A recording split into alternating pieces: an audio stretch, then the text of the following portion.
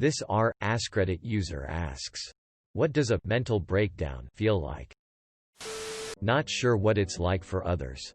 But for me it feels like I'm going down a tunnel that is progressively getting narrower. All while collapsing behind me as I move forward. Until I realize that my only option is to kill myself. Whoa. I'm sorry you have to feel that sometimes. Thanks. Thankfully. While I might not always care about myself, I've got family and friends that do. And they've been able to help me see other options. There's a shortage of perfect BS in this world. It would be a pity to damage yours. Quote. For me it will be like my thoughts are getting faster and faster and they just kinda lead into the same place over and over again until I hit a snapping point where it feels like everything is too close and something bad is happening right now but you don't really know what. And then that cycle pretty much continues for anywhere from 20 minutes to 4 hours. It feels like a massive disconnect from reality. You don't feel like you're really a part of the world anymore. Everything feels too much, too intense, too fast. This is the winner for me. I'm seeing a lot of the when things get overwhelming, but I gotta say, that was the before part to disassociating from everything I knew to be me. To me, mental breakdowns are a complete dissociative event where you are literally running on pure survival instincts and bad habits fade and you are a shell of yourself and on autopilot. Cravings disappear. Habits, good and bad, disappear. You are basically a husk of a person just passing through time. Literally a breakdown of the view you have of yourself mentally. I can tell a breakdown spiral is ending when my original impulses and bad habits and cravings start to come back. Because I feel like I'm back in the driver's seat. For better or worse. FCK.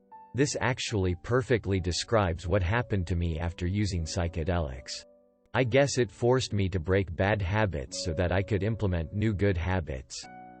But FCK, I can honestly say it was both the most depressing yet liberating time of my life. Thus far. You completely disassociate. It's your classic when the villain snaps moment. You talk nonsense but it makes sense to you. Sometimes you laugh because you're amazed by your bad luck and at this point you think this has got to be a joke. A hilarious joke. You feel like a caged animal and you care not how you look when you act like one. You feel a lot of adrenaline. Sometimes you cry. In unfortunate cases, you end your life. There's a number of ways it could go. But it isn't enjoyable. Wow. Didn't think I could relate to someone like this before. Assuming this is yourself you're talking about. Yeah. I've been through 4 total in my life and I'm 27. I often find myself thinking I'm cursed with the worst luck when ST gets to be too much. Scary thought, idea to obsess over. Especially as a non-superstitious atheist. It's messed me up a bit. But has also taught me the value of being weary of my own ideas, emotions and that they don't always reflect reality. Till I've had several mental breakdowns before. It feels great, it's like you're about to ascend to the 6th dimension. This. Up until 1:15. That's literally what an anxiety attack sounds like. I'm not even kidding. Alternatively. This. Oof, that alternative gives me anxiety. For me. I was sweating. Tired and feeling sick. I was in pain. Physical. Because of months of built-up stress. I had quit cutting myself the year before and desperately wanted to relapse. My stress all came out in one burst as I got on my knees and cried. I felt horrible. Physically and mentally. The last week. I thought about wrecking my own car to take my own life but make it look like an accident. I've actually considered this a ton. I hope you get better soon. I hope you start feeling better as well. Please don't act on any thoughts. Being completely overwhelmed. Feeling like you're drowning and there's no way out. Feeling like something bad is about to happen but not knowing what and when. Plus there's nothing you can do about it but cry and blame yourself. My experience exactly. I hope you are feeling better now. Thank you. We can all hope, but it's one day at a time for me. I just had one. It feels like a combination of determination to do better and while also feeling worthless. At least I feel that way. It'll pass though. It's like watching a movie of yourself. You're not really sure why you're doing certain things. But you are. You can't sleep. You can't eat. You can't really cry. But the pain and panic and everything is just weighing on you. It's like looking at yourself dying. But not really caring. I lost a month of my life. I have very few memories of my nervous breakdown. A couple journal entries. A couple text messages. But not a whole lot that I remember. Warm apple pie. No. This is a mental breakthrough. Like being back in the ward. I don't know what one feels like. But I know what one looks like. My HS girlfriend, Nikki, was a year behind me. We broke up. But we're still cool at the time. I was out of HS and on a date one night. About a year after the breakup. And she was doing a HS dance. Her best friend, whom was also my friend, called and asked me to come over. Nikki was having a breakdown. I declined, but eventually was convinced this was a big deal. When I got there, I sat down and was greeted by a completely incoherent Nikki. I told our friend, her best friend, I would take Nikki to her house and wait until the after-dance ST was over. Felt bad for her date.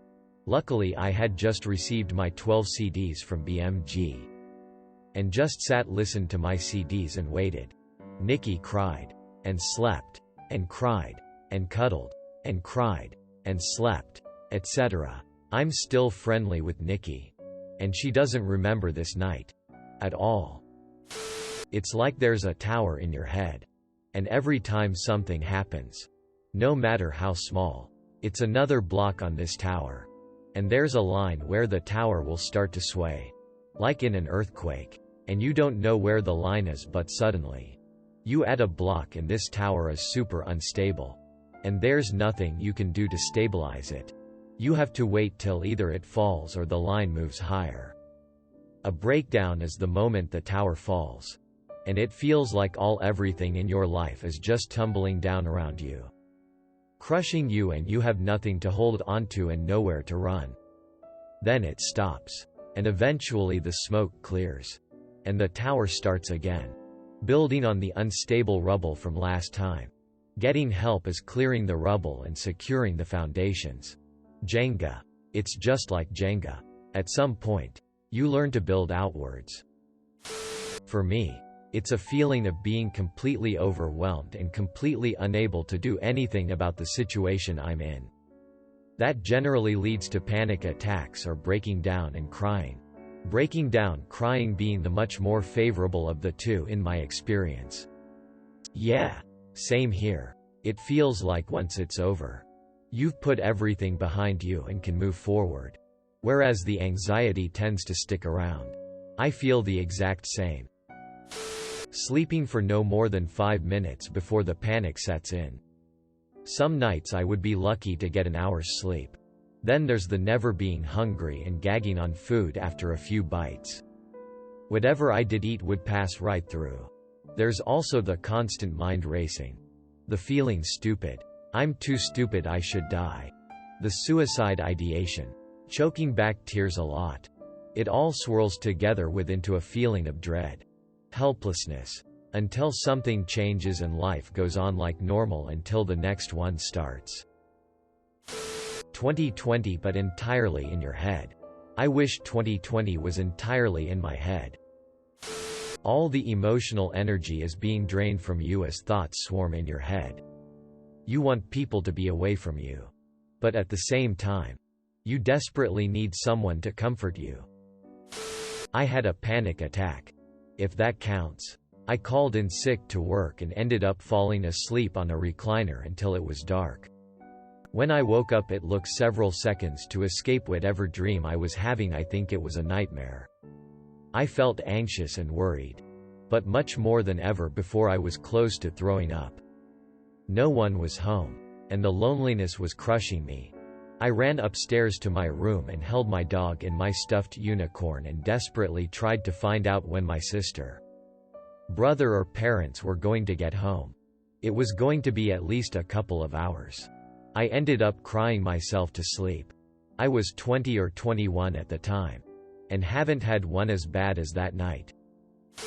Imagine having 10 things to do in a day. You realize, in order to do number 1 on the list, it would make sense to do number 5 first, because that will clear out the space needed to do number 1. It's like driving to the store to pick up toilet paper, but you realize you might as well cash that check that's been sitting there all week. At the bank, on the way to the store, as you're about to do number 5 on the list first, you realize you forgot to eat. So really you should eat something before you get too far into number 5. But then you realize your favorite bowl isn't clean, so you have to clean it first before you start cooking something. But you realize you just threw away your favorite dish scrubber because it was getting worn down and the bristles had flattened out. So, you might as well throw it away in order to motivate yourself to buy a fresh one. So, you have to clean your favorite bowl with your least favorite sponge. Make sure it's FG clean because this is the only productive thing you've done all day and you want to be proud of something. You'd be lucky if you got around to cleaning your favorite bowl. Though, before you absolutely break down not knowing what you should do first because it all needs to get done. It's exponentially worse when there's other people involved. Especially strangers. It feels overwhelming. I feel like the world and basically everything is crumbling beneath me. Reality disconnects and becomes blank. I also feel like I want to die just to get away from it all. It's confusing. I was never really sure if what I was feeling was real, or if what I remembered was the truth. My therapist described it to me as the only difference between psychosis and nervous disconnection is belief. I was never 100% sure of what I believed in. Where if she diagnosed me with psychosis, I would have believed my own mind, even if it was telling me untruths. As it was, I didn't believe anything. I didn't believe my memories of my wedding were good. And I didn't believe my wife when she told me she loved me. I didn't believe I'd been successful in my career, in spite of being award-winning. I didn't believe in myself. I thought everything was a lie. Left and right. I believed what I thought was right was wrong. But what was wrong as well. I had nowhere to go. My mind would go into overdrive, keeping me up at night trying to decipher what I was willing to believe in from the day, and creating narratives to deal with tomorrow. I'd lash out and hurt people, drink a lot, punish myself, all of which accelerated the cycle. The confusion became overwhelming, driving me into becoming more distant from reality, until I was suicidal and just wanted to not be confused anymore. I recently had my one and only break from reality at 28 years old. Everything to me was absolutely euphoric. But I burnt a lot of bridges along the way because the people around me saw a change in me. I would not realize the repercussions of coming back to reality. The story is long. But even as a medical professional, the signs that I see of mental illness on a daily basis I couldn't find in myself. A true disconnect from reality. But I was functioning with an inexplicable amount of stress on my shoulders along with drug, alcohol use. My mental breakdown was the ride of my life. You'll know it when you have one. And then after, it's sort of just like, wow, that just happened. But in the midst of it, it is a very scary thing as it feels like all is wrong and the world is crumbling around you. You always need time to recover after one at the risk of another one. I've had a couple. It feel like lifting a mattress and throwing it with one hand. And a ball voice in your hand.